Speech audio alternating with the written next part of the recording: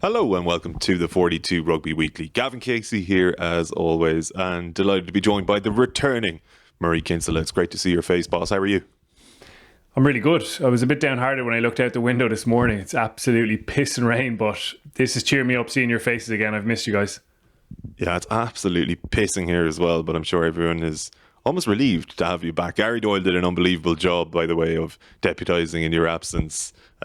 Introduced a lot of statistics to the table, so we're expecting a lot from you on your return, Mary. You're not going to be eased into it by any means. I know Bernard Jackman, you've been looking forward to a bit more of a statistical analysis, some numbers, some digits.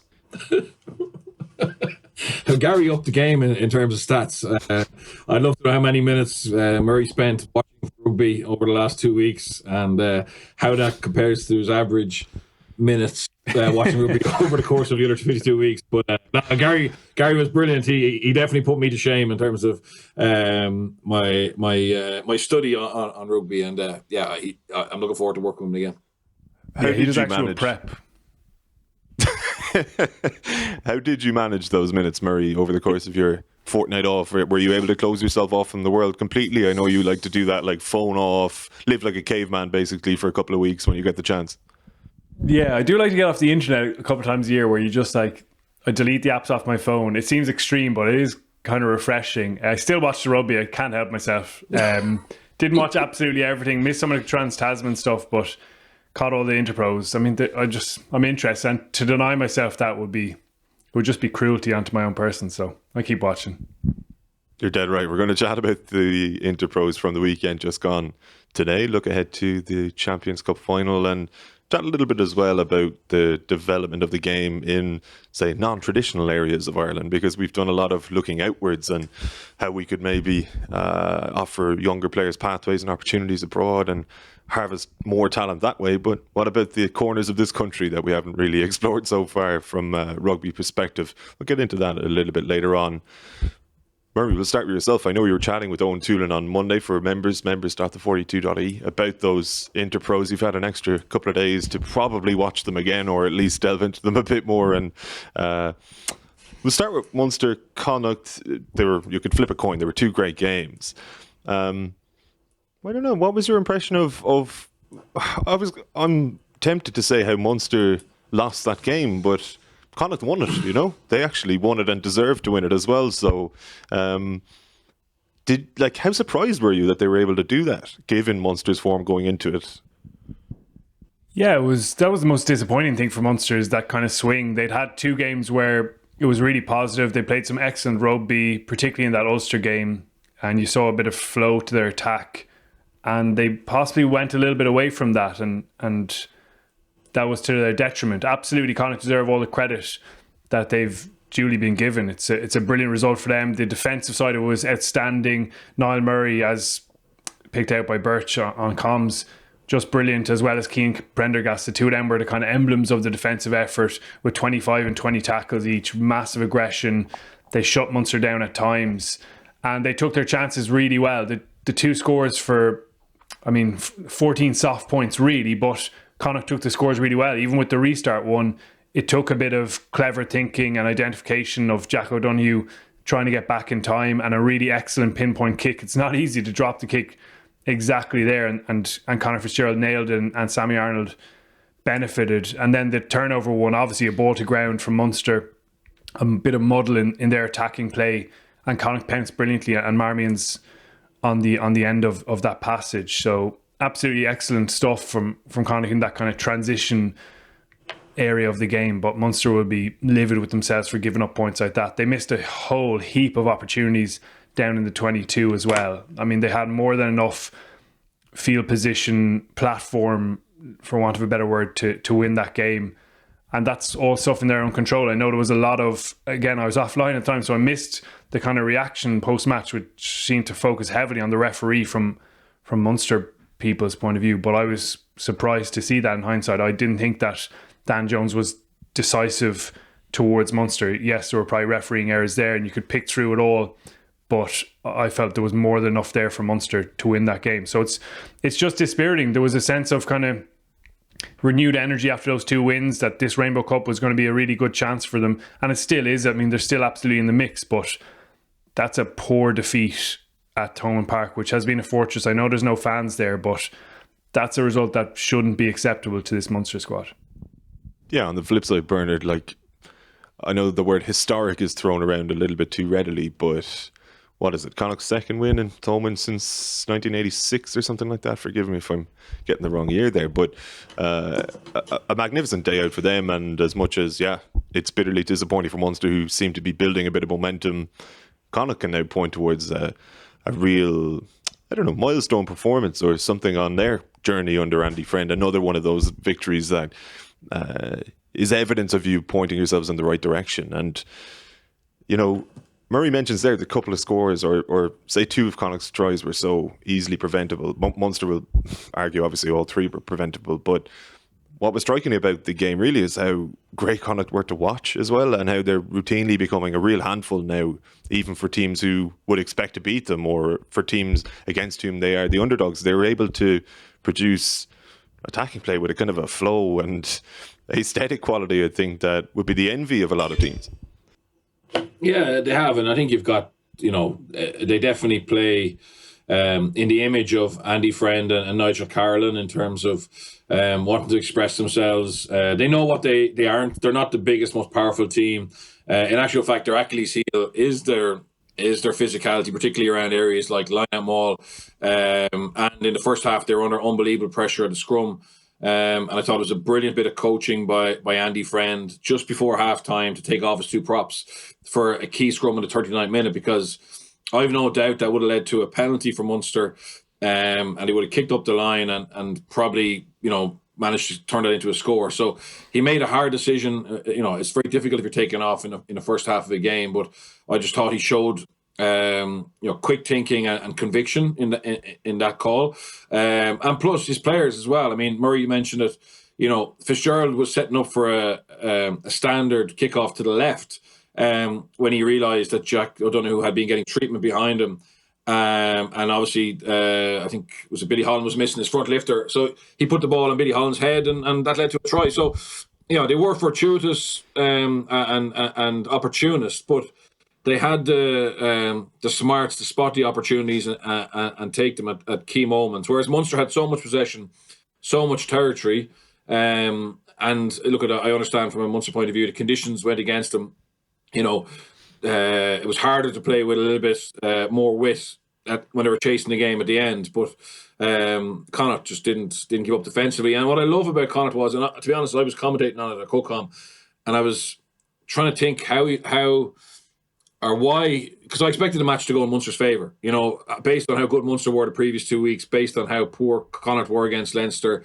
I expected Munster to be dominant, and, you know, I was going to use the excuse of, you know, Connacht's lack of squad depth and a long season, and it's understandable how they folded to a certain extent. And I was delighted to be wrong in my mind, because I just thought, in fairness, and Ulster as well, they both went into games where they were probably expected to get beaten, and they didn't take the easy out. They knuckled down, they stuck together, and they made both teams fight incredibly hard. Connacht got the win, and Ulster, you know, got a narrowish loss. But I thought it was a great game. I thought the referee criticism, I agree with Murray. I don't think Dan Jones was particularly biased against Munster, but I can understand their frustration, because he lost control, and that's not a good thing. And in fairness, players get exasperated as incidents happen during the game that aren't being dealt with, and so I can understand the frustration. But I think Munster need to look at, like, Munster had a very experienced team out. I mean, four of their pack won't be there next year, and, you know, so Johan took a gamble, because obviously if Munster don't win this competition, or at least get to a final, and they haven't developed the next crop, I mean, it's an absolute disaster for them. Like, the way I saw it was, Munster were going after this gung-ho, and it looked like they were odds on to get to at least the final. And the consequence of that was a chance to win silverware, which can obviously take the pressure off the coaches, which gives the squad something tangible. But if you pick guys who aren't going to be there next year, and you don't get to a final, you've blown what the other provinces and team, a lot of provinces, the Welsh and Scots are using as a bit of a development competition. So that's interesting. That puts big pressure on Munster now. Obviously, the last two games to try and get into the final. But I think that Dan Jones just lost control. And when you see the subs involved like twice in all ins, and the length of time those little bust ups lasted, the amount of back chat referees, like I don't know if it's clear on camera, but the body language of both teams in terms of their confidence in the referees was really poor. And again, I don't want to go back to banging referees, but I do think that it's something that we've highlighted before. I don't see any real progression, and I think the new laws have made it even harder for them because their inaccuracies are being shown up more often, which again, it's great the right decisions being made. But for a referee, for his self-belief and confidence, and for the players' belief, like, so Munster thought he scored a try through Andrew Conway through a brilliant kick from Joey Carberry, and obviously there was a knock-on with Damien Delande, but all those little wrong decisions, start to get into players' minds, and I think the new laws have made it harder for referees in a competition where they were actually struggling to keep up as it was. Can I just ask you, Bernard, and we'll continue chatting about this and even some of the decisions maybe, but what does losing control actually mean? Like, we hear it often, and I think we have most people probably would consider it a stupid question, but maybe a better way is, how does a referee keep control? Like, I don't know how it's Dan Jones's fault, for example, where subs are getting involved in a bit of a melee. How does he prevent that from happening? I just don't get it. Look at that, and I know he said, I can't do anything about the subs getting involved.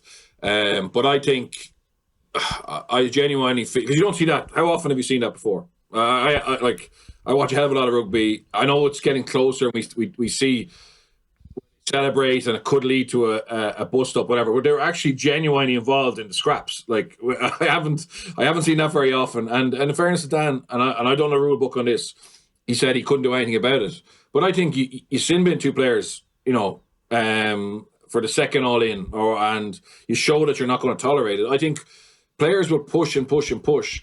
So okay, you might be able to sin bin the subs, but sin bin two of the players who were involved. I mean, there was so many incidents off the ball in those all ins. You could have easily sent off two from each, or sin bin at least two from each team, and I think that settles it down. I think players sense that the referee is all talk, no action, and then they just become trying to enforce it themselves. And there's a machoism that you don't want to take a backward step. And Connacht, in fairness, let's be honest, right? So what was the key to Munster beating Leinster in the first round? Getting stuck into them, not taking a backward step, making every physical collision dominant, messy. Connacht did the same thing to Munster, so it can take teams out of their stride. But again, it has to be within the law. And I just think that for Dan, even at the end of the game, when he came over to the screen to look at the TMO for the potential knock on, I just felt, and again, this is my impression, he wanted that game over. He wanted it over. It was just, he looked like he'd lost control, and maybe that's just the body language he was portraying. I mean, Peter and him spent 15 minutes on the field afterwards, going through things. And, I could hear it because it was on the ref mic, and you could just hear the frustration, the anxiety in both Peter and Dan's voice. And again, I just sensed it during the game that minute by minute, it was just becoming, and it is hard. It's an Irish interpro. There's a lot of stuff happening. But yeah, like, look at, there's a story, and again, He and it's not to get in, but he did a training match in Wales, on a Tuesday, which wouldn't be high pressure, high intensity, and the coach got so flabbergasted he took the whistle off him and refereed the rest of himself, and he had to stand on the sideline. And again, like, so you've got that's a Welsh team. He referees them in the Pro 14, like, and I don't think that's the right thing either. But what do the players think of that? You know what I mean?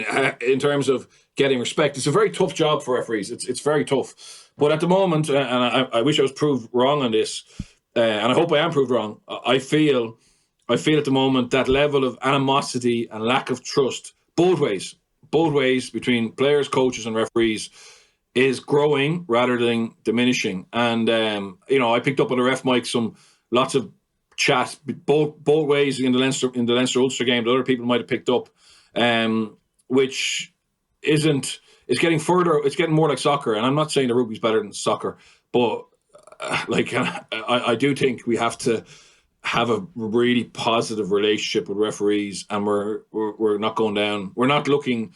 At the moment we're getting further away from it rather than closer. Murray, the trial laws, and particularly the captain's challenge, as Bernard touched upon a moment ago, probably don't help this either, because it creates another point of contention, and even if it is formal, a kind of a line of dialogue between referees and players, which is by definition argumentative. You're challenging something that you believe the referee has gotten wrong, and quite often you'll be proven right, which again does undermine maybe confidence in a referee. Not a nice feeling, I'd imagine, for the referee trundling over to the screen to see a mistake in real time that they've made, that a player has caught, and we've even seen now probably frosty moments. You think of Luke McGrath at the end of the Leinster game looking for a captain's challenge, and Mike Addison telling him there's not a chance you're getting that because it was brought on by somebody from the sideline or ordered by somebody from the sideline, and that turns into an argument, and it creates a bit more of an unseemly atmosphere, it feels. But also, and I think you touched upon this on Monday, it's difficult for a fan to even celebrate now at the end of a game when the final whistle goes. The game isn't really over because somebody's going to challenge something. It's ruining the end of games already. I just think bin the last 5 minutes part of it where you can just challenge anything, because why would you not just challenge something right at the end? Like, why wouldn't you use it if you still have your challenge? Therefore, you're dragging the thing on. You can't celebrate that brilliant last moment where the game has or should be decided. I can understand it, around the foul play and the tries, maybe keep that part of it, because then you're getting more accuracy around decision making, or at least getting great scrutiny on it. And in fairness, with the try decisions, you're generally getting a TMO call anyway, a TMO check. Same for foul play. But the last 5 minutes part of it, I think, is just a real mess, to be honest. And maybe you're going to miss the odd decision, or you're going to get the odd decision wrong there, but I think what we have at the moment is just messy, unseemly. It's antagonistic, even with the Munster examples, like the one where you're there for 5 minutes afterwards and Chris Buzzy's trying to get off the pitch and the players are going at him and they don't quite know what they're challenging or whether they're allowed challenge. It's just not a great look, and it just drags the arse out of the game as well. You've already got a lengthy period to complete an 80-minute match. It's not 80 minutes. There's always going to be TMO checks within that already, and I think this just hasn't worked so far. Maybe it'll swing in the next couple of weeks, but it's interesting that in Super Rugby they didn't bring it into the Trans-Tasman competition. They had it in the Aotearoa. They didn't use it in Australia, so perhaps they just didn't want to throw it on the Aussies. But I think it's because it was messy. There was a lot of controversy around it, and players and coaches certainly didn't enjoy it. And as you say, refs are just dreading those moments as well. So all in all, I can't see who's enjoying it, who's enjoying the delays. So bin it. Yeah, and listen, we're critical of enough things, Bernard, but they are just trial laws, and you only find out by trialling them, by definition. I don't think, and it's anybody's fault. It was worth a go, but maybe let's just draw a line under them at the end of this Rainbow Cup and accept that it's not something for now, or at least it needs modification, right? Yeah, no, look, at fair play to them for trying it. And there has been exciting moments, the end game in Connacht, Ulster and Ravenhill. But yeah, what we're seeing now is games 2 hours long. Anytime there's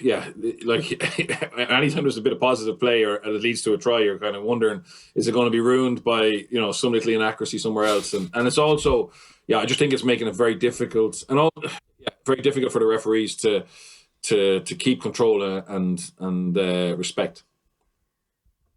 Just before we chat about Leinster Ulster, we haven't touched upon CJ Stander's comments about the officiating after the game, and I'm wondering what your thoughts on that were, Bernard. I guess on the one hand, you could argue it's kind of refreshing honesty. He's like, look, I'm finished, I can say what I want.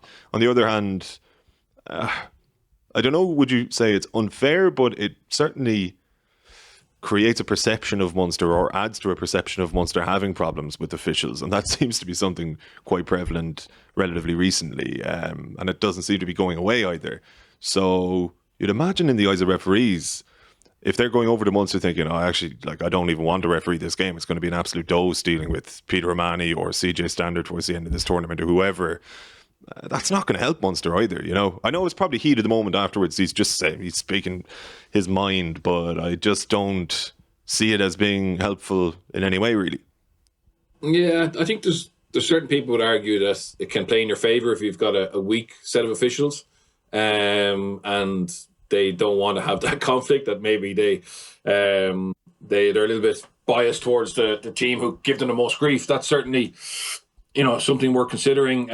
Whether it's true or not, I don't know. But definitely, CJ, it's interesting. It just shows you how much everybody is are clamped by the fear of the repercussions of saying what you feel, you know. And I think back to some coaches' interviews. Dan McFarlane comes to mind, a couple of games where he wants to say something post-match, but just sticks to the line of, oh, we'll go through the appropriate channels. But you can see he knows it's not going to work. I think when Munster review that game, they have to look at their discipline and how they manage that relationship with the referee. And it didn't work for them on the occasion. But the problem is when you play that type of rugby, and I think they did it, you know, very well the first two rounds. But when you're trying to be ultra physical, ultra disruptive, you know, and also, I mean, like, I'll be honest, I'd be shocked if Leinster and Ulster hadn't sent footage through of the previous two games to Greg Garner and picked out instances where Munster they overstepped the line and broke the law. You know what I mean? So eventually it catches up on you. And it happened to Ireland. It happened to Ireland under Joe, you know, giving away under 5 penalties a game in 2018. You know, you can be sure every country they played against were finding examples where Ireland weren't picked up on stuff. And hence our penalty count started to rise in 2019 without really changing our behaviour. So that's how it happens. That's the reality. But you find an edge, and unless you're very smart in terms of adapting that and making sure referees are okay with it, you'll get caught out. And then obviously when you got away with something for 2 weeks and you get pinged for it, you can't understand why. It's just human nature. But I think that's the big thing for them is, you know, having to change captain halfway isn't a great sign. And you know, even the way that they handled the end game with Dan wasn't brilliant. So I think Munster do need to learn how to do it better, because, you know, they're not that good a side that they're so much better than everybody else that they can win against the better teams regardless of having a good relationship with the referee. Speaking of finding that edge, then, Murray, Robbie Henshaw found one right on the border, and I know there was loads of unbelievable rugby played in that game. We'll chat about it, but ultimately it is a pivotal moment because, say, if hypothetically Leinster lost Henshaw in that moment, it's a very different game. He goes on to be named man of the match, so his influence remained throughout. You've seen that now, I don't know how many times, I'm sure you've watched it back. You're okay with the kind of non-decision? Do you think it was borderline but legal ultimately? Yeah, for me, they got it right. I can understand all the concern, and absolutely it was a dangerous situation, as so many situations legally in rugby are. I don't understand what you could have, under the laws of the game, under the protocols and processes and guidelines, what you could have carded him there for, because the contact is onto Balakoon's shoulder, and obviously there's whiplash, and obviously Robbie Henshaw puts himself in a really dangerous position, has to go for HIA. That's a massive part of it. That's a massive part of World Rugby's focus on lowering tackle height, because the tackler themselves statistically are in even more danger of getting a head injury from a high tackle. But I think they went through the process step by step, and it would have been, for me, unbelievably harsh to bin him or send him off for not breaking those guidelines that we've been using and that have been operating in rugby. It would be way safer if he's slightly lower there. And it's absolutely, as I say, right on the margin, literally a centimetre, I think. And it is a red card and deservedly so. But he didn't go an inch higher. That's where he hit. And rugby's dangerous. Absolutely, it's a worrying one. As soon as I saw it, you do go, okay, that's going to be red. But then when you see the replay and the referees slow it down and they take their time with it, they didn't have the grounds there under the guidelines at the moment to send him off. So I can understand Ian Henderson's reaction not having seen those replays. And I can understand even the reaction now that people are concerned about it. But at the time in the game, I thought it was the right decision. Yeah, Bernard, you can't referee ifs, ultimately. You can only referee what actually happened in reality. Yeah, 100% the right decision. People going mad about it. It's the law they need to have the issue with, not the actual incident. As Murray said, Robbie took the risk. He didn't cross the line.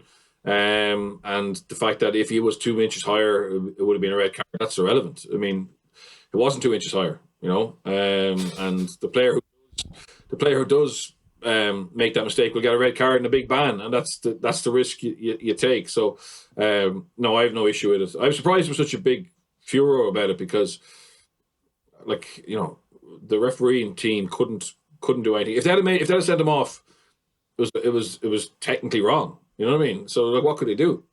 You know?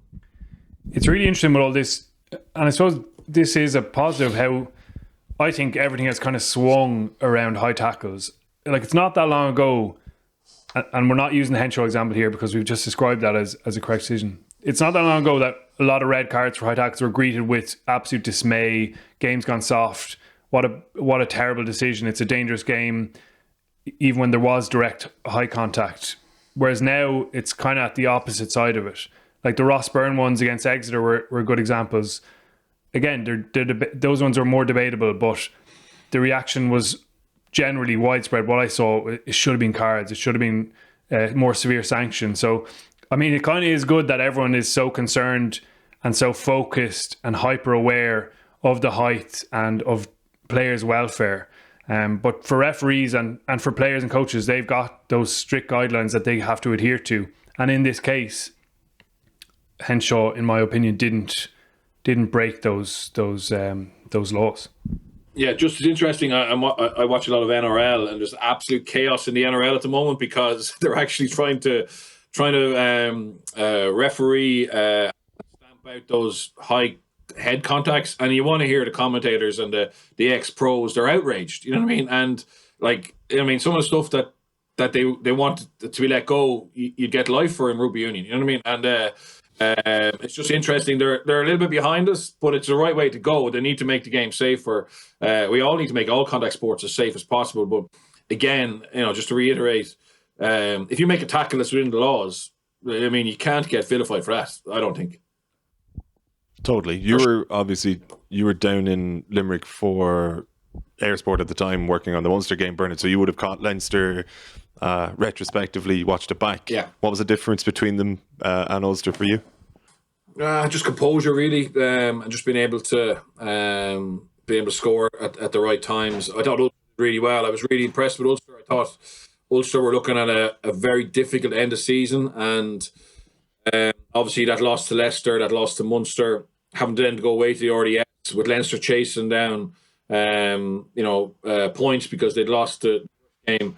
It looked like a recipe for disaster, and I think Dan and his coaching staff and his senior players, Henderson, etc., deserve massive credit for not down in tools and coming and putting in a performance. And it made it very difficult for Leinster, and I think Leinster will be disappointed with their inability to pull away, because it's probably the closest Ulster have got to them, in my opinion, for a while.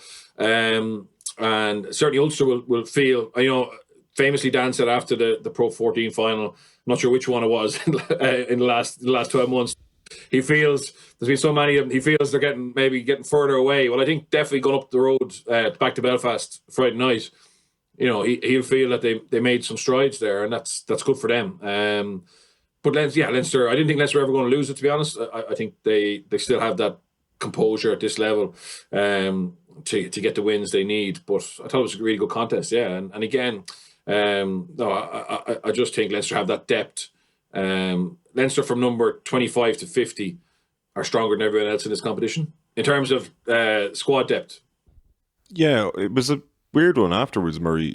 I'm not an Ulster fan, but I kind of would have presumed that Ulster fans would be content with the performance. At least they saw a reaction to a couple of disappointing performances, and then on the other hand, it's like it felt like there was actually an opportunity there for them to win the game. They didn't do it, so there's probably an element of frustration as well. But ultimately, as Bernard was saying earlier, I'm actually not even sure if you were saying it off air or at the start of the show, Bernard, but if they had gotten a thumping in Dublin, it would have spelled trouble really, or it would have been difficult to come back from. So kind of they found a middle ground, Murray, performing well but losing, and as much as they don't sort of have something to play for in this competition going forward, there was elements of their performance they can definitely take forward with them.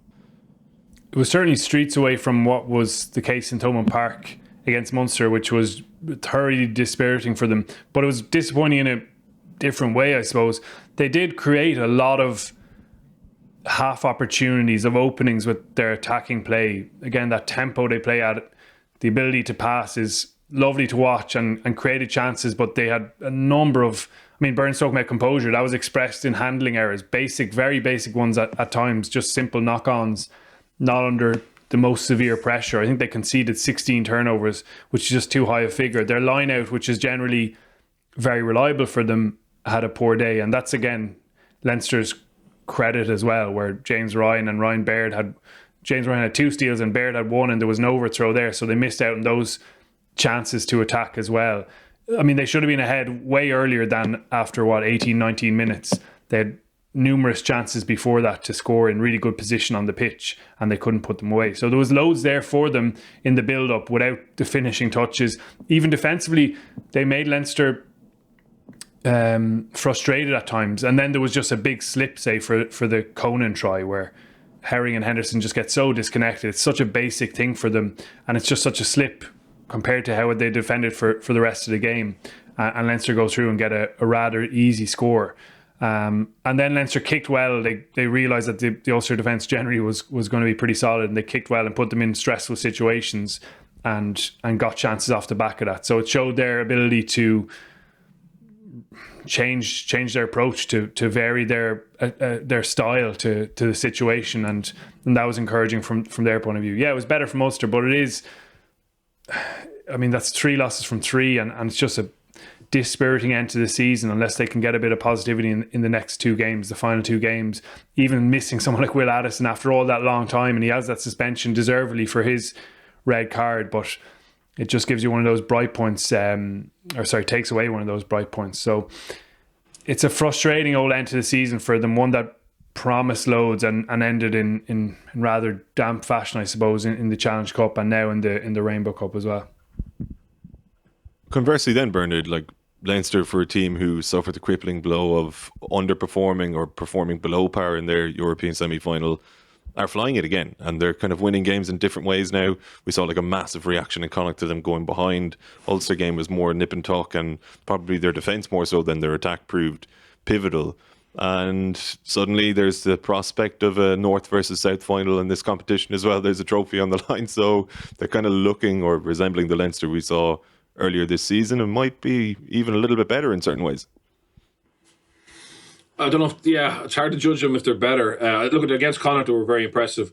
But I think we know this. We know that in this competition, they have that extra 5 or 6% when they need it. I think it'd be really good for them to play the Bulls or the Sharks just so we see how they compete, and it's probably the profile that they would come up against in that playoff game or that final is what they struggle with in Europe at times, that power game. Now, I haven't been very impressed with the South African teams so far. They definitely need games, and hopefully by the time the final comes around, they're match ready. But it's going to be a huge task for Rassie Erasmus to get the best of those guys, obviously, who are match shy, and then combine them with the guys from Europe who are match fatigue, and get them up to a level to beat the Lions. But yeah, I think from Leinster's point of view, to be able to get to the final having lost the first game will be another notch on their bedpost, and it'd be just good to see for them. I think they want to play against a different profile team to try and overcome the demons of the La Rochelles and the Saracens. How about James Ryan then, Bernard? And if we're talking about sort of reactions, we've been, I'd say, justifiably lukewarm on his recent form. And listen, he missed out in the Lions, it's no secret, and hasn't been playing to scratch or to par for himself. And last weekend seemed to be a little bit of a return to form, or a rediscovery of some of that previous form. The kind of thing that would excite Leinster fans, considering the player that we know he can be. Yeah, it was brilliant. It was a brilliant reaction. He was just so dominant, back to his energetic self. Huge impacts regularly throughout the game. And yeah, look at that. That's the frustrating thing for him was that the game we saw him play against Ulster is his standard game. Like, he's very consistent. That's why when he's fit and match ready and I suppose has a point to prove, which he normally does, he is among the best in the world. Unfortunately, he just had that injury at the wrong time and didn't hit his straps straight away, and that's often the case come back from a concussion injury. So yeah, it's disappointing for him with the Lions. But look, I'd be shocked if there's not an injury to one of the locks and at some stage, and if he puts in those kind of performances, he's for me, he's automatically first man on standby. He needs to keep adding to his game as well. He's an absolutely outstanding player, but he's still young, and he's still, I think, got so much further potential. I mean, the passing handling side of his game, you've seen elements of Leinster and Ireland trying to push him in that regard. I think they can get more out of him there. You think of Alan Wynne-Jones, he comes up with some brilliant offloads and passes from time to time. Or you look at Henderson and Byrne, his rivals, guys who got ahead of him, who have an unbelievable turnover threat. Now, that's not going to be James Ryan's skill set, but having those bits of, I suppose, X factor is a weird term to use with a second row, but that stuff is brilliant. And that's why it's been so encouraging to see his line-out defence in particular massively improve over the last year, I think, especially. He's been an absolute pest there, a menace there, and he's increasingly becoming someone who you really worry about in that Peter O'Mahony mould. He's done that for years for Ireland, and Ryan is definitely taking up that mantle now. But I think there's loads left in his game, and obviously he's going to be really pissed off, disappointed, frustrated with how the last year has gone in terms of, as Bernie mentioned, getting that run. But it's also a nice impetus to just keep on getting better. He would have had that mindset anyway. That's the kind of person and player he is. But I still think we've got a lot more to see from him. Let's look ahead then to this weekend's European final. I'll stick with yourself, Murray, because I think in normal years, if you had an all-French final, you'd have absolute diehard rugby fans looking forward to it like they usually would, a game between two class outfits. You'd have the more casual rugby fans kind of going, I'll watch it, but I'm not excited for it. I'm not really going to follow the build-up because it's essentially a top 14 game with a different banner. I presume, though, you would be absolutely glued to it regardless. And yet this year, you have the added factor for Irish fans or Irish consumers of rugby of ROG being involved, and I think everybody's engaged with it. I think there are a lot of La Rochelle fans in the country this week, and that feels weird even because people love watching Toulouse. So there is that added sprinkling of excitement and anticipation for this one just because one of our own is involved. Definitely, and the intrigue of it being the four-time aristocrats of European rugby in Toulouse against an emerging force, a team who hasn't been in this position before and who have this amazing sense of energy and self-belief around them. Even the scenes before the Leinster semi-final, and Will Skelton was saying the other day, he's not sure it was very COVID-friendly that they had 1,000 fans outside, but it was still pretty cool to see the passion that the town has for it. And by all accounts, there's unbelievable excitement over there. And it's just thrilling to kind of see that, to see their rise and the excitement they have and the confidence they have as well. Again, it struck me on the Ronan O'Gara and Skelton calls this week how they're not talking themselves down. They're absolutely paying respect to Toulouse's history. But as O'Gara said before the Leinster game, if we play to our potential, then there's no reason we can't win. They were confident that if they did so, they were better than Leinster, and so proved the case in convincing fashion.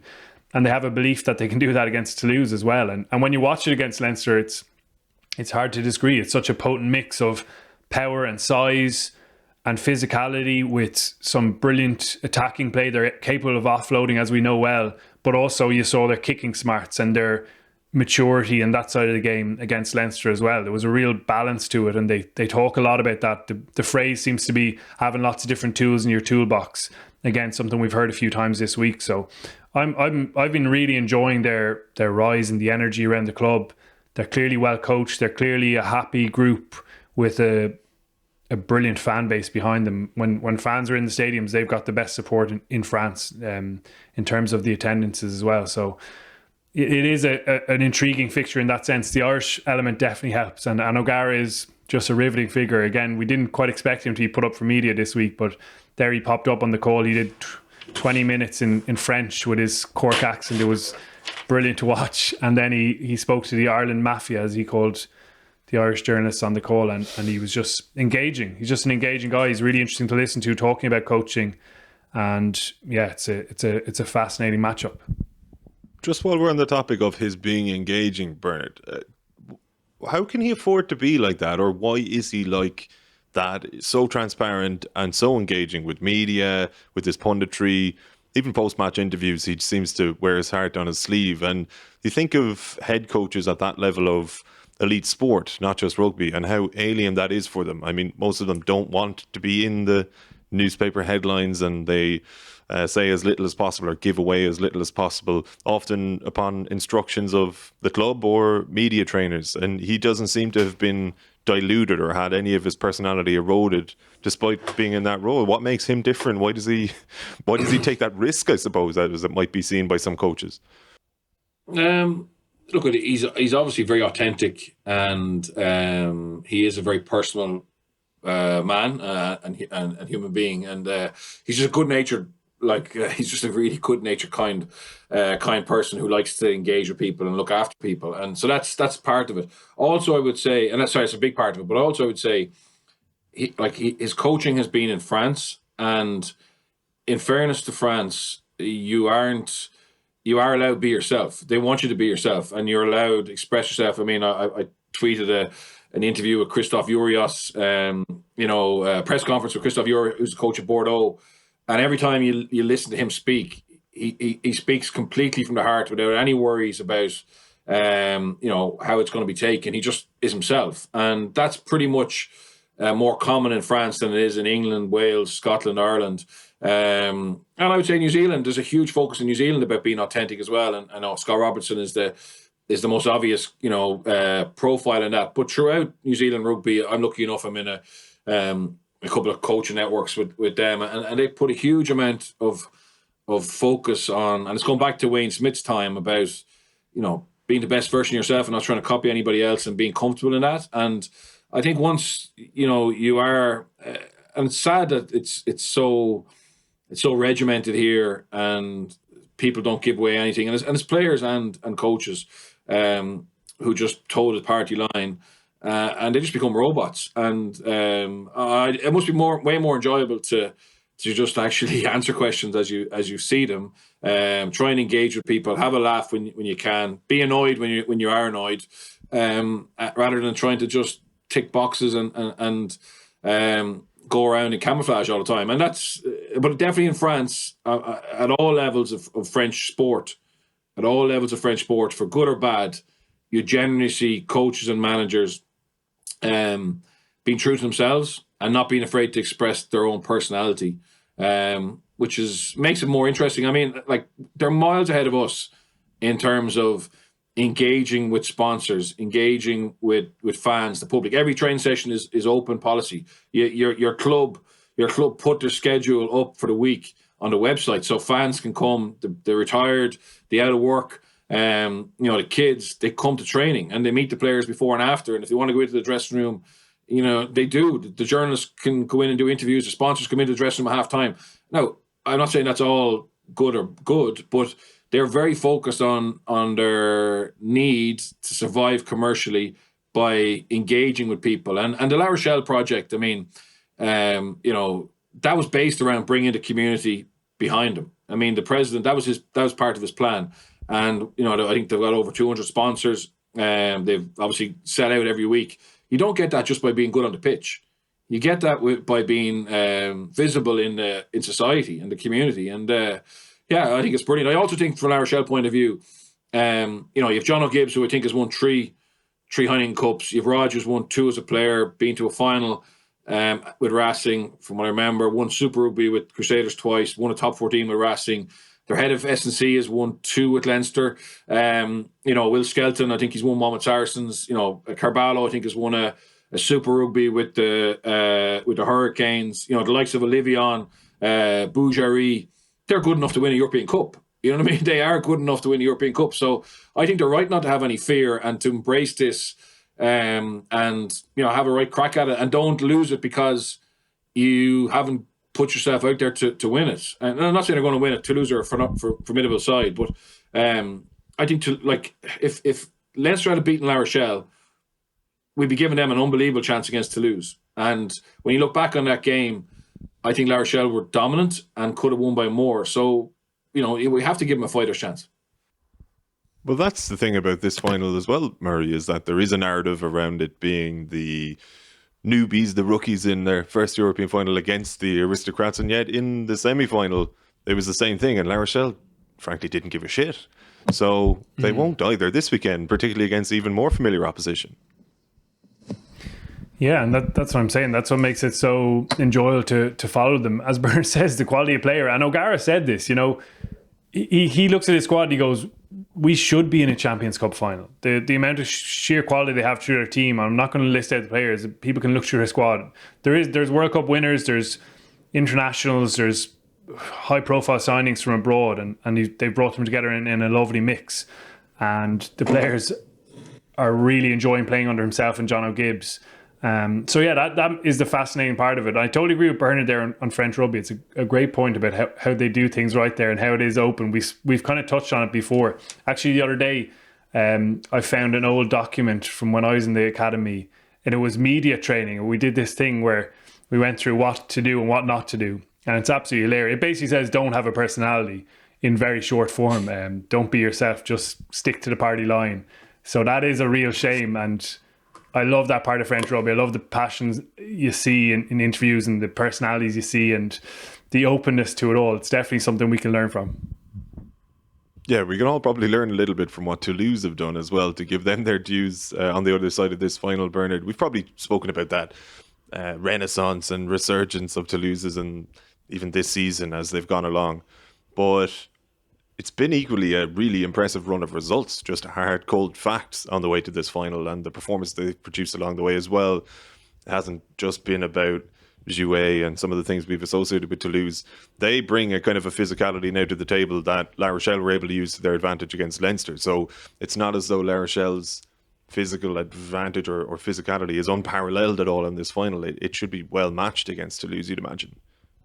Yeah, I know for sure. Toulouse are equally as powerful, and I mean the little battle. Everyone's talking about the flash players like Dupont and Kobe, but I actually think Skelton against Joe Corey, that's going to be 2 absolute monsters. Going ahead. Joe Corey is an unbelievable case study in terms of longevity.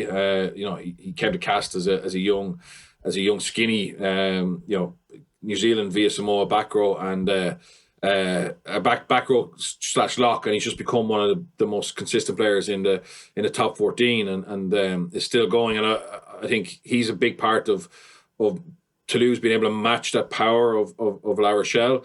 Look, it's probably going to come down to one moment of magic.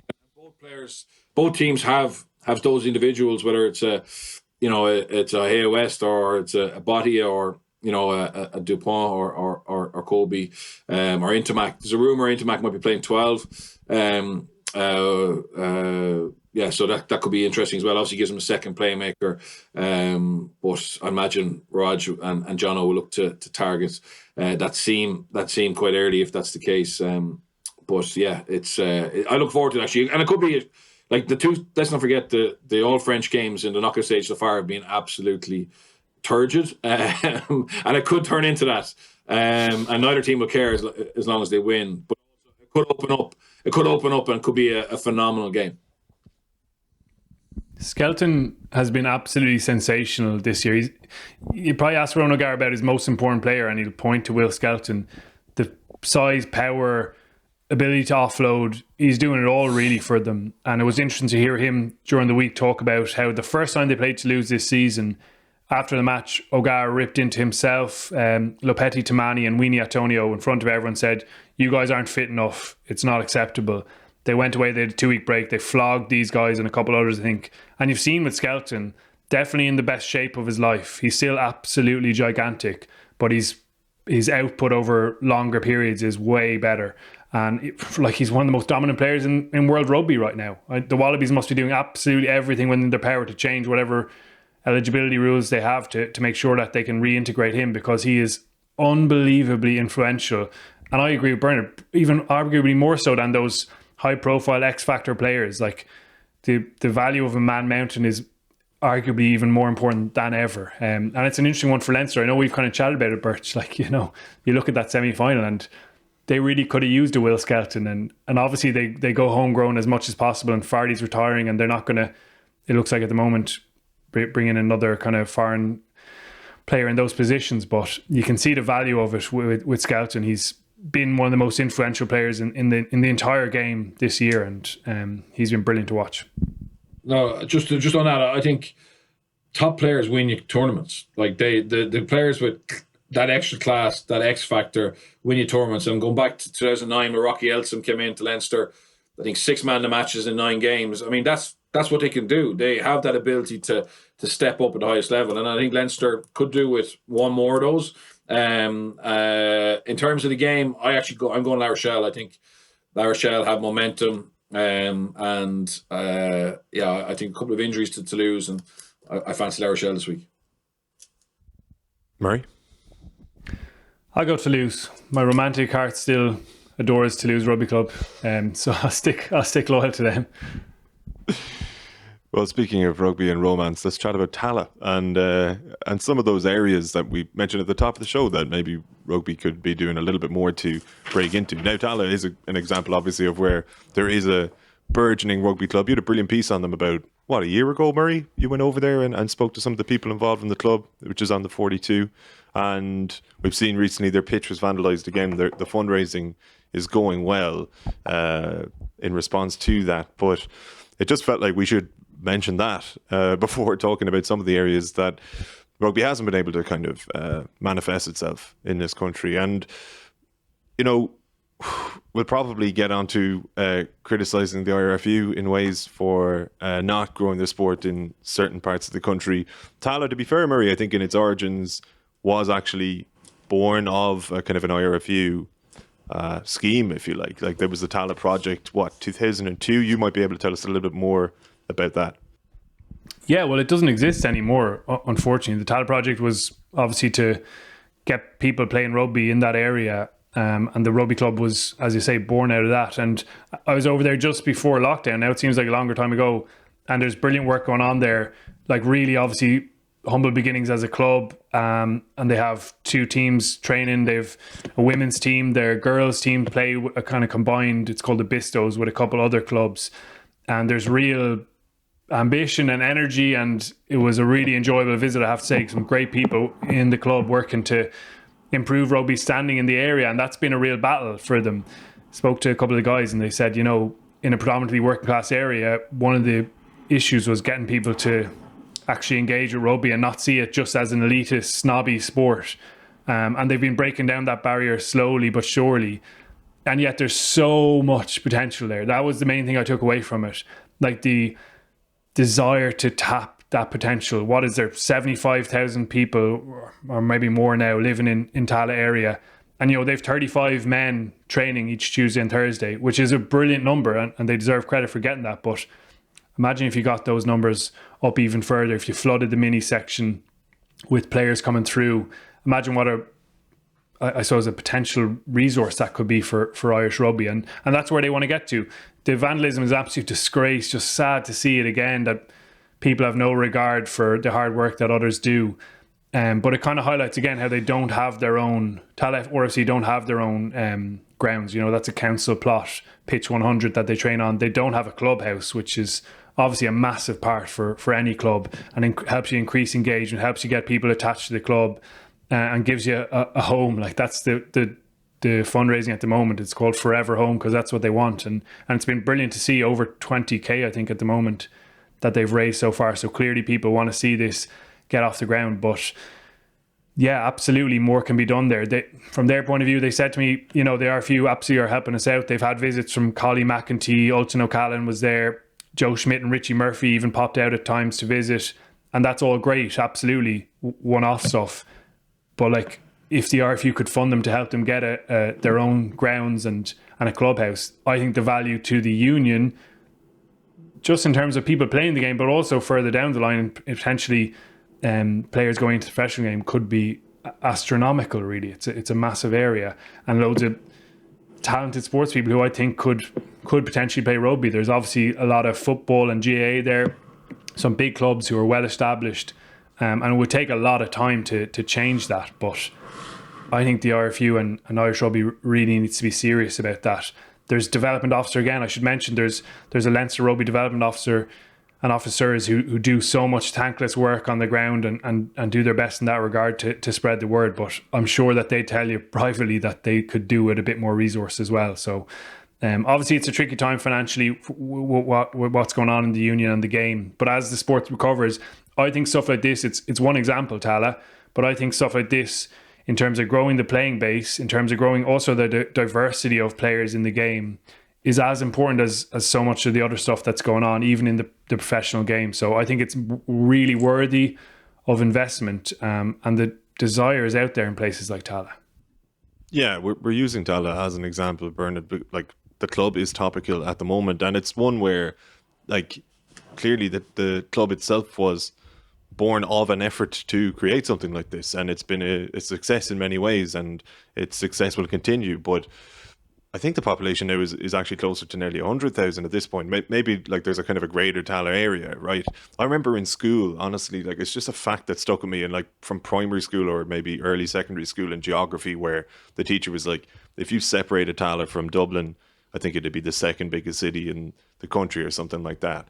That might have changed in recent years, but I always just thought of Tallaght as being massive because of that. And then you think of like the cities that contribute the most rugby players to, say, the national team in Ireland. Like, the population of Cork Cork City is about 125,000, I think, and say if Tallaght is 100,000, it does speak to just a massive potential resource and potential playing base, Bernard. But and this is just Tallaght. There are loads of areas like this across the country where rugby just hasn't infiltrated. It doesn't have a presence there, and there aren't kids growing up who want to be rugby players in so many of these areas. So when we're having conversations like last week's or maybe the week prior about the need to even harness potentially other leagues, foreign leagues, in order to generate more talent, more high level talent for Irish rugby, we also do need to be a bit more introspective and look at areas where we could be producing more talent on the ground here rather than having to outsource it.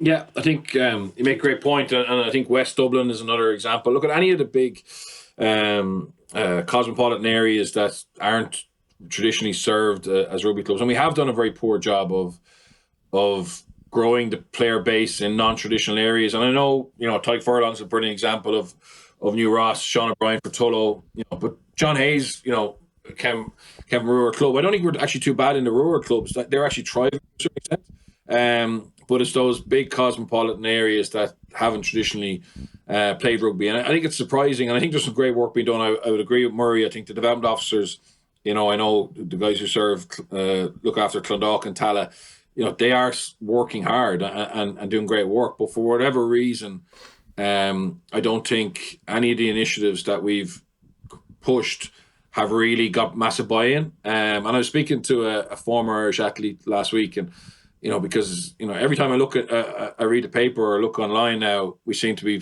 breaking records in athletics. It seems to be a golden era, and I asked her what's it down to, and she said that the talent IDs pathways and the athlete development pathways are far superior now to what they were 10 years ago when she was competing. So they're finding these really talented athletes, and they're nurturing them, and they're giving them a pathway. And I mean, I know you can be professional if you get carded in athletics, and I know there's scholarships opportunities to go to the States, and that's brilliant. But from a rugby point of view, it's a professional sport. It's high profile. Okay, you're not going to get super rich like soccer, but I definitely think that we are potential. I'd love to see I'd love to see us really go after growing the game in other areas of the big cities in particular, along with obviously continue to push the rural stuff, and just seeing can we find more talent, or not even find more talent. Forget about the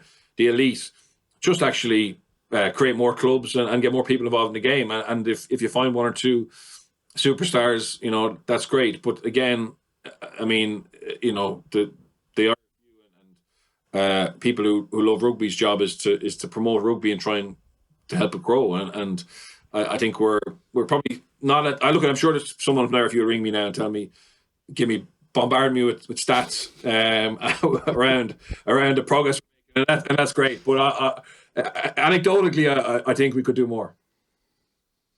And that's a key thing is that you point out there, Bernd. Like, the grassroots and the foundation of the game is as important as what's up on top. And obviously all the money that comes in is the men's national team. It's 80% of their income is fans going to watch that and buying merchandise and all that kind of stuff. But without the stuff underneath, you don't have a game. Maurice Brosnan did a really good article on the 42, was it this week, about Aussie rugby, and that as an example, and how the foundations have fallen away and things above it crumble then. And I think it's a really pertinent example for Irish rugby, as the article pointed out, because as we've spoken about, there is, and I mean, Bernard, you're quoting the article, what you said about the disenfranchised kind of club game, where those people actually don't even like professional rugby, or they don't want to go to those games, they don't want to engage with it, and that divide is a massive thing. So, like, what are the RFU doing to try and get the game into non-traditional areas? Anytime you ask David Nusafora, he's talking about sevens. This was from last year, I think. He said, the utilisation of rugby sevens to get into schools that don't play rugby as a fixed sport is an opportunity for us to expand the game. That's the obvious way to get players who aren't familiar into the game. And they've got initiatives. They've got the ex-rugby sevens, which I think is just for girls. I could be mistaken there. And absolutely has got people involved. But I mean, you can go down that route, or else you can kind of invest in the clubs. That for me is what it always comes back to. The simplest solution. Again, let's go back to our Tallaght example. That club with a clubhouse, with a bit more resource, with a bit more opportunity to get out into the community and convince people to get down, be part of the club, play the sport, not even to chase an elite career, but hopefully get a few elite players from Tallaght, because that has major knock-on effects for everything that comes behind. And there's the kind of symbol at the top of it for people to chase. I think you get a big return from that. And in fairness, as you say, Bernd, they'll come back with numbers. You look at the spend on domestic game pre-COVID, and it had increased. In 2017-18, it was 10.5 million. That was up to 14 million in 2019-20. That's across the domestic and community rugby. So there is that intent there. But as you say, hasn't really had an obvious impact yet. Maybe we're missing it because we're not on the ground in all these different places across the country, and maybe the effects will be felt in the coming years. But it does feel like there's a whole lot to go there in terms of getting people into the game. Like, to me, it's still baffling, and obviously I've got such an instant view because I'm involved in rugby, that more athletes, young athletes, probably don't go, I'll go and play rugby because that's a professional sport. Instead, they're going to have the pride of representing their county in football or hurling, and that's absolutely outstanding. I'm not trying to diminish that, but maybe if a few more of those athletes had a genuine decision to make, then even the Ireland national team would be even in better condition. So I think there's loads of scope and potential and opportunity there in the coming years for Irish rugby. Yeah, just quickly on that, I think if you look at the Aussie sport, like a lot of their talent ID comes from talent targeting young athletes in other sports. So, for example, the Aussie rules obviously come over here and target some GA players to add to their mix. But they're also, the rugby union professional franchise and the rugby league professional franchise are all over.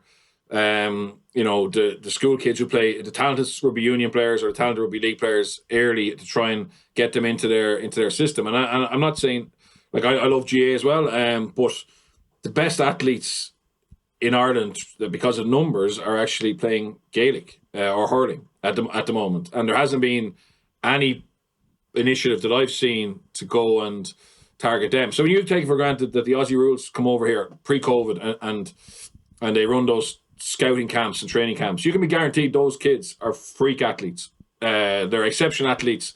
If not, they wouldn't be at the camp, because that's the priority for them, is to get a really good athlete who's played a ball game, and they'll teach them the skills of how to be an Aussie rules player. I don't think it'd be rocket science to say you couldn't teach a really good athlete how to play rugby union, but you just need to start early.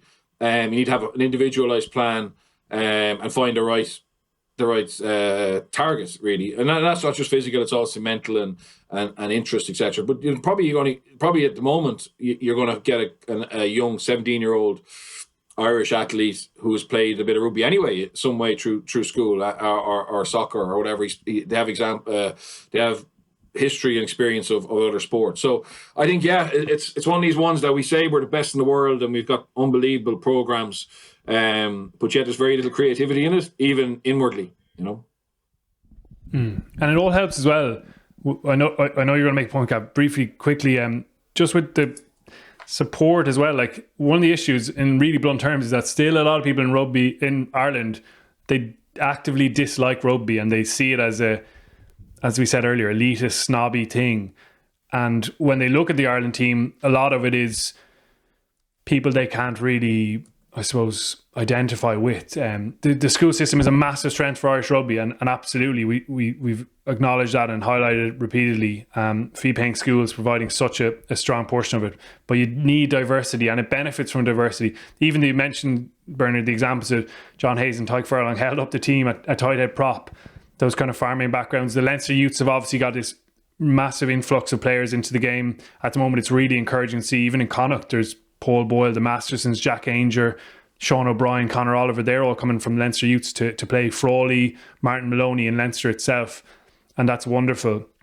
But there's a whole other part of Irish society that I think probably doesn't really engage with the game, and absolutely can if there are people there they can identify with. The whole thing benefits from it. Everyone benefits from more diversity, and you just hope that Irish rugby can appeal to more people. Like, looking at their strategic plan, one of the things they call is supporting enabler that allows them to deliver their core business is keeping rugby at the forefront of Irish communities. And the first way to do it, they have effectively positioning Irish rugby in the minds of all stakeholders through an agreed brand strategy supported by an inspiring narrative and underpinned by our values. It's kind of hard to know what that means, but it doesn't cry out that they're going to start winning hearts and minds. Get my scrum cap on. Yeah, no, that's inspirational. Like, I just worry that there's fairness, I actually yeah. You read that and you worry that it's not going to change, and that there's not a massive desire to change it there at the moment. So I'd love, in my lifetime covering rugby, that at the end of my career, whenever I finish up doing this, that there's fewer people that just dislike the sport and it's more diverse. You'd love to see it happen over the course of the next couple of decades, and it is a long-term thing, but there's loads of bits you can be doing around it. Yeah, that was the only thing. We don't that help ourselves, Murray. Exactly that point. When we just put out corporate speak, I mean, there was a press release last week about our new talent ID systems, and I mean, it's hard to read it. It's just so full of jargon and nonsense, and then it looks, whoever writes it obviously feels, I'll bamboozle them with science and make myself sound intelligent. But the reality is, it's about actually getting the right people playing the game and looking after them. That sounds very simple, but I'll tell you what, you wouldn't go far wrong. Then you go to New Zealand and look at how they produce players. There's obviously a model and there's science behind it, but they just try and get really good coaches who are all aligned, working with as many kids as they can, and the talent, and get them playing good competitions, good training sessions, and the talent rises, funnily enough. Yeah, I was just going to make the point as well, Murray. You touched upon it about, say, people not liking the sport. Like, rugby has an image problem in this country that might sound weird, like, to listeners of this podcast, but there are people who see it as elitist, but also people who almost reflexively reject rugby's advances, if you like, or rugby's attempt to try and be more communal, because of the corporate speak to which Bernard and yourself allude, like the Vodafone ads. I know I'm not slamming the brand here, like if anyone from Vodafone is listening, chill out, but hashtag Team of Us pisses a lot of people off. When those ads started to air before the World Cup, it was like they were trying to claim people who weren't fans of rugby and kind of didn't feel as though rugby had earned their support in a way, because it's not in their communities. And then suddenly you're watching this big glossy ad with international players and you're supposed to be on board with this thing, and a lot of it actually is kind of language, not just elitism and sociologically, but feeling of people being locked out of the sport because of some of the jargon probably and some of that corporate speak. And we've mentioned a couple of areas today, but it's huge swathes of the country really we're talking about, and I don't really know how you change that without changing even maybe the way we speak about rugby at that level. The thing that you just read out, Murray, I don't know, I didn't quite catch what it was, but like it's gobbledygook, and that even needs to change, I think. Well, what we're kind of saying is like one of the ways you do it is by having more people in the team or different types of people in those professional teams that more people can identify with and engage with. And I think it's just anytime you speak to someone in rugby, in Irish rugby in particular, who's got a slightly different backstory, it's just so refreshing and energizing. And I noticed that people really tend to engage with those articles or those interviews where it's not just the same background come through the fee paying school. And again, I'm not trying to say that that's wrong in any way, and that's brilliant for Irish rugby, and I've nothing against that whatsoever, but it can be a little bit samey, and I can see why people would look at it and go, that's not really for me. So I think we could talk about this for hours and hours. I'm sure we'll come back to it. I'd love actually if people got onto us, give us a shout, an email, I'm Murray at the42.e, and let us know their thoughts on it, because I think it's a really interesting topic, and there's so many different avenues and people have different experiences with it, so give us a shout. Yeah, we'll come back to it someday, but we've gone about an hour and a quarter, so let's wrap it for today. Bernard, thank you as always. Thanks, guys. Sorry for talking so much. Not at all. Murray, thank you. Yeah, it was good to be back, lads. Really enjoyed it. Have a good weekend. Sensational return. Thanks a million to all of you at home for tuning in as well. Members.the42.ie if you want to get more rugby podcasts. Murray and Owen Toolin chatting on Mondays. And they'll be back on Monday for members. We'll be back in this slot next Thursday otherwise. So until then, mind yourselves. Enjoy the Champions Cup final over the weekend. Take it easy.